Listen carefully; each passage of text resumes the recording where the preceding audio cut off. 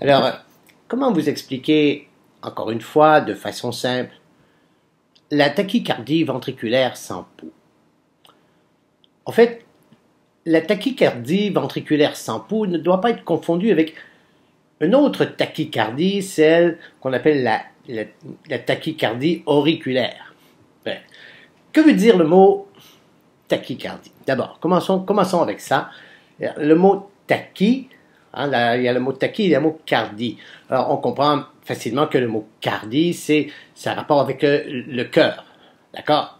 Ah, on est d'accord avec ça. Et le mot tachy veut dire plus rapide. Un tachymètre. Un tachymètre sur une voiture nous permet d'avoir la vitesse à laquelle la voiture se dirige. Voyez-vous? Alors, la tachycardie veut dire augmentation du rythme cardiaque. Maintenant, la tachycardie ventriculaire et le sans pouls. Qu'est-ce que ça vient faire là-dedans? Alors, je vais vous expliquer, vous allez voir, c'est simple. Facile. Alors, ventriculaire, c'est parce que je vous ai expliqué que, dans une vidéo précédente, que toutes les cellules cardiaques, on se rappelle, hein? Vous vous rappelez, vous me suivez, hein, d'une vidéo à l'autre comme ça, il y a un lien, hein, on avance dans la connaissance finalement. Alors, toutes les cellules cardiaques sont capables de générer une impulsion électrique. Alors, dans la tachycardie ventriculaire, c'est un petit noyau de cellules, alors, dans les ventricules qui se décident tout ça là, comme ça, là, tout bonnement, de faire à leur tête. Et elles vont générer une impulsion électrique. Alors, la contraction, au lieu que les ventricules soient stimulés par le nœud sinusal, comme on avait vu dans la première vidéo, hein, vous vous rappelez? Alors, au lieu que le courant électrique parte du nœud sinusal, contracte les oreillettes, ensuite passe par le nœud auriculo-ventriculaire, les faisceaux de His, les fibres de Purkinje, et que les ventricules se contractent. Au lieu que ce soit ce phénomène-là qui se produit, c'est une cellule, quelques-unes, qui envoie une impulsion électrique à partir du ventricule. Alors le ventricule ne dépend plus du nœud sinusal. Il se contracte tout seul, comme ça, indépendamment de la contraction des oreillettes. Et il se met à se contracter rapidement. Bon, jusque-là, c'est pas si pire, mais si ça contracte beaucoup, très rapidement, qu'est-ce qui va se produire? Mettons qu'il y a comme quelque chose comme 275 contractions à la minute du ventricule. Alors qu'on sait que le cœur bat à peu près à 80, si on fait un peu de jogging, on va monter à 100.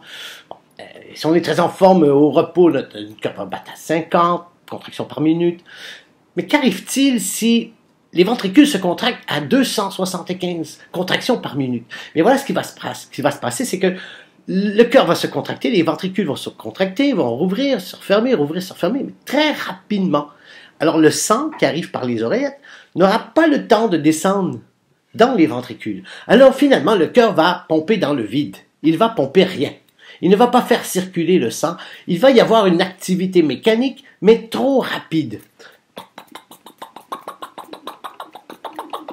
Je ne sais même pas si je fais 275 par minute. C'est rapide, 275 par minute. Hein, on parle. Il y a 60 secondes dans une minute. 275, c'est très rapide. Alors, la circulation va cesser. Il n'y aura plus de circulation sanguine. Alors, nous avons encore une activité mécanique, mais cette activité mécanique-là n'entraîne pas la circulation sanguine. Vous me suivez, hein? Ouais. Alors, c'est encore la mort.